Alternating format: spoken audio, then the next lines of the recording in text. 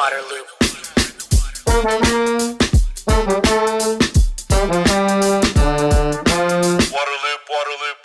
Welcome to Waterloop, the nonprofit news outlet exploring solutions for sustainability and equity in water.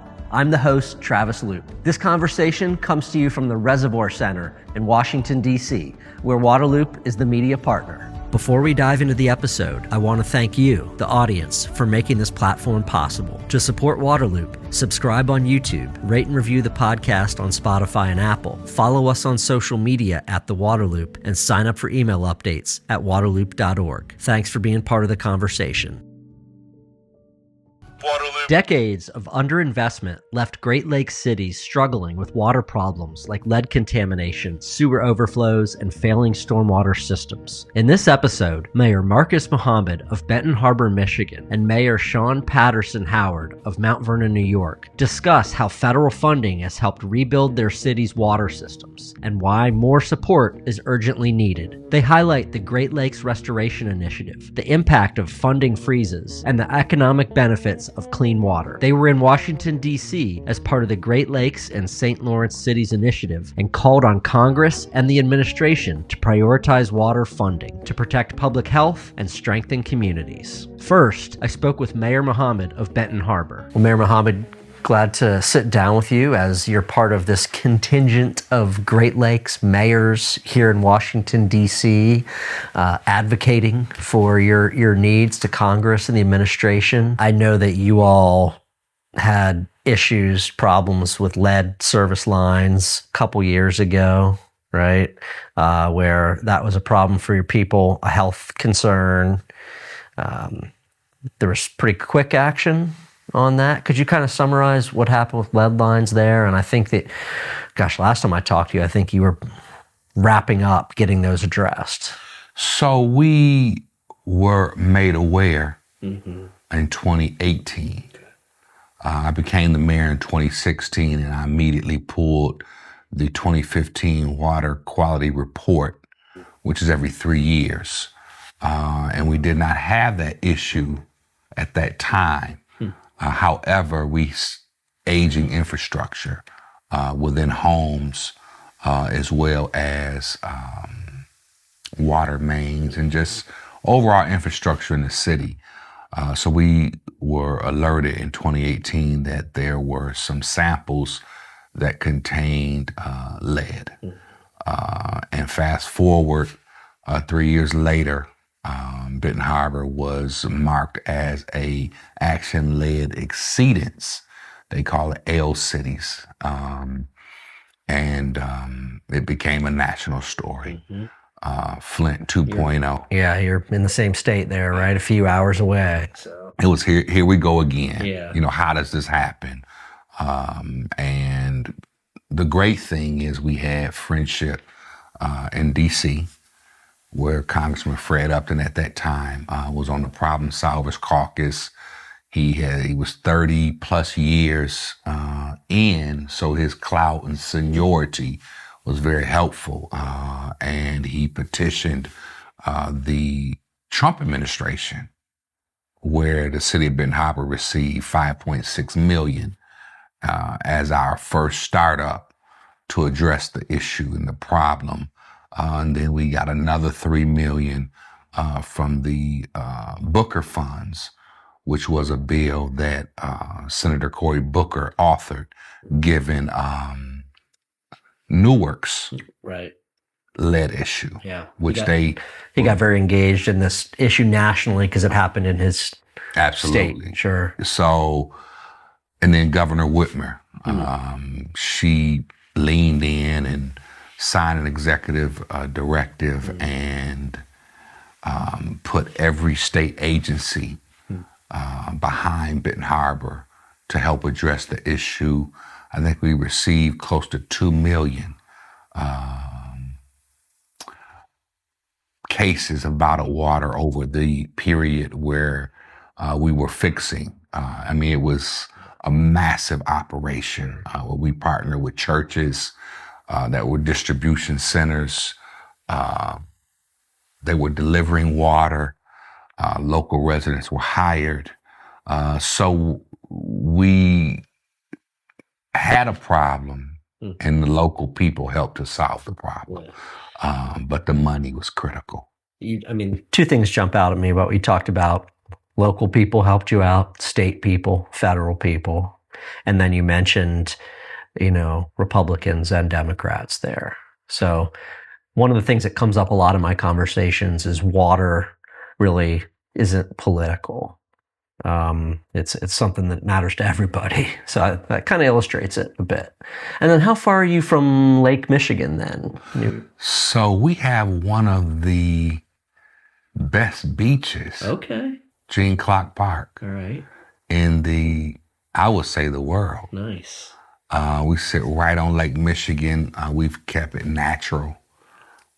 So, you would think you were in South Africa. Yeah. Some of the sands, you don't expect to see sand, and then the water, the water color of Lake Michigan's amazing too. Yeah. And if you got a really good eye, you can see the tip of the skyline in Chicago. Incredible.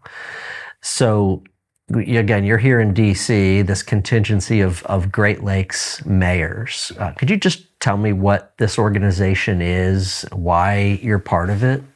So when I first started, I immediately joined the United States Conference of Mayors, which is, that's massive. That's the big dog of mayor conferences.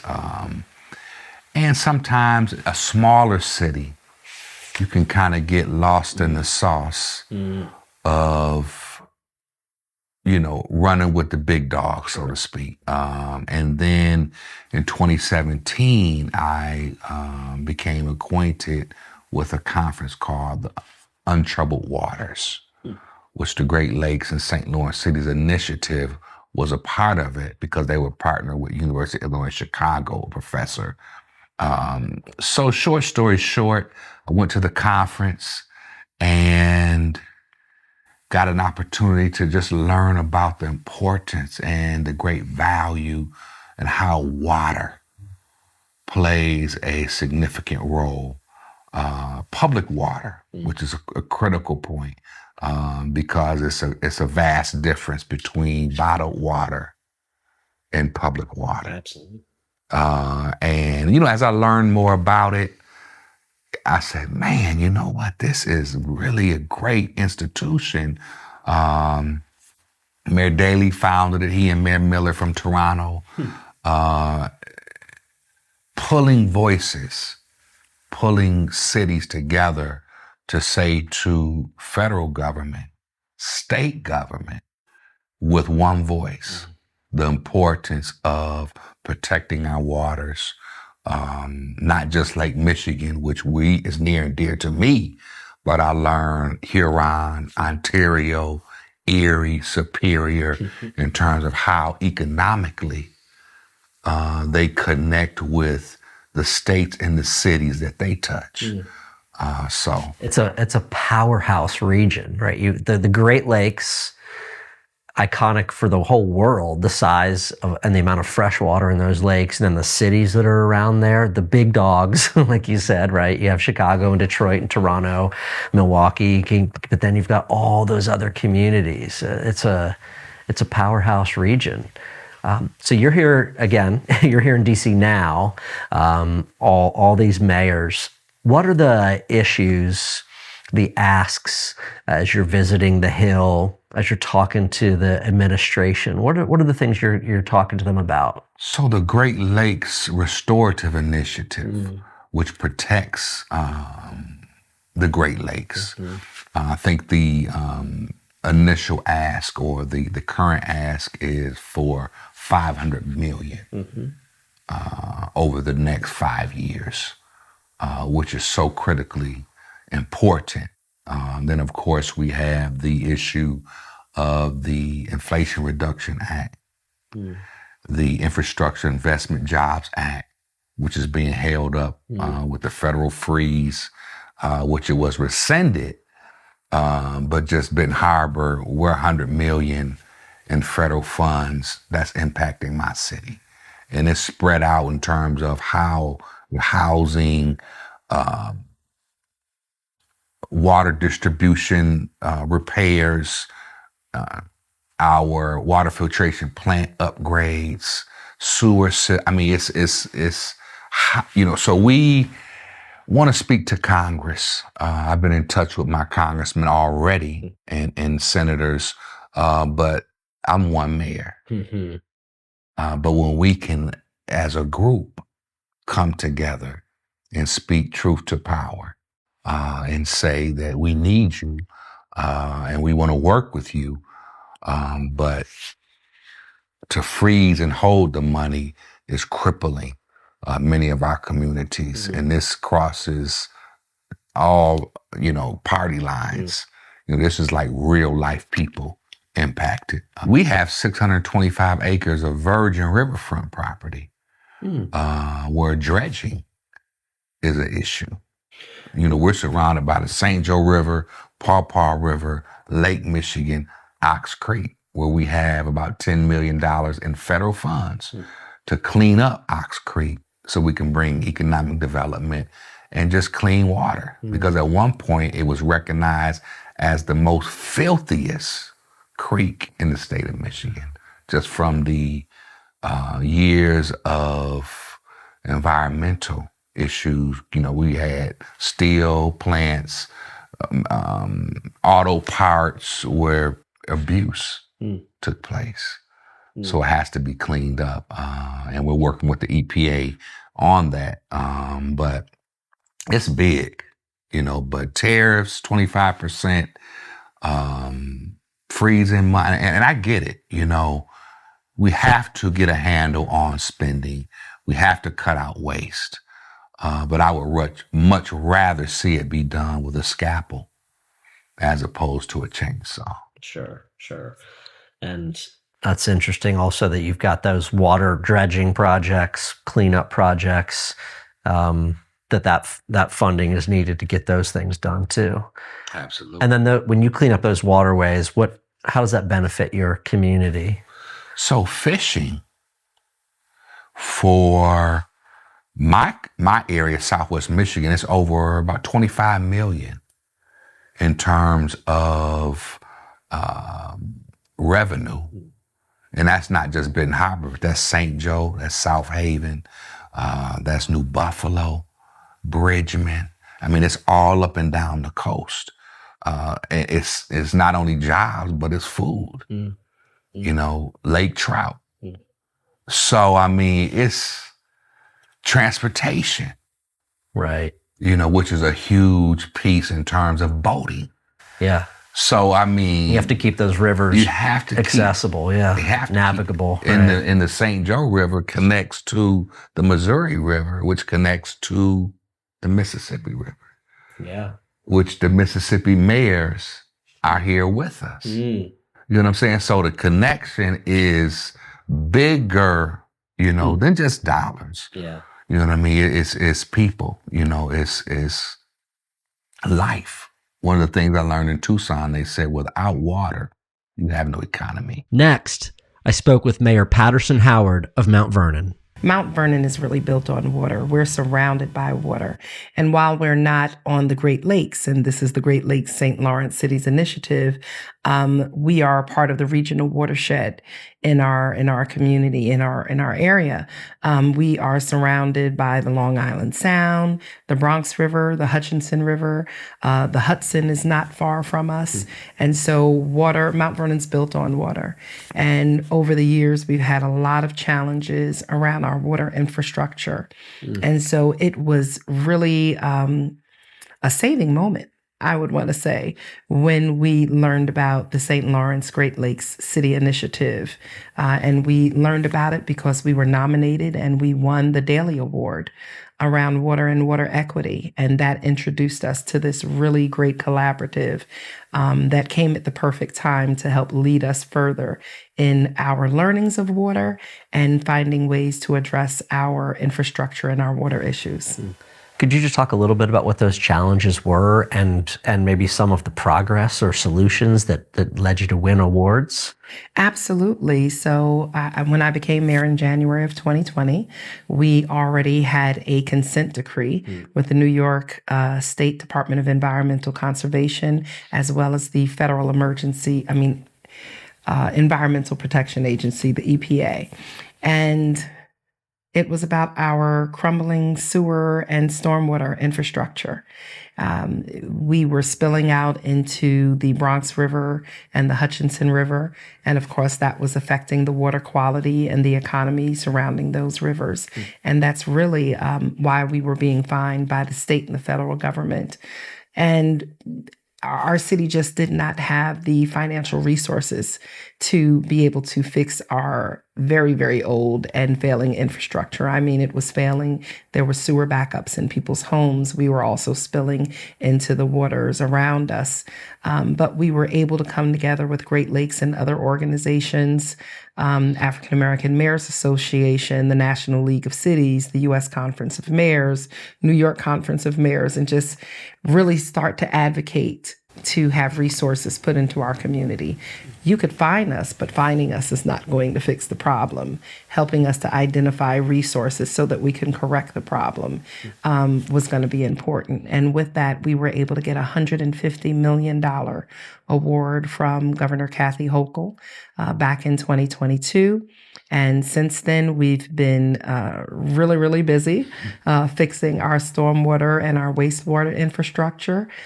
We were also able to get a $10 million grant, water quality improvement program, and another $3 million from the federal government, and then and I think it's about to double to $6 million from the state of New York around lead service line replacement.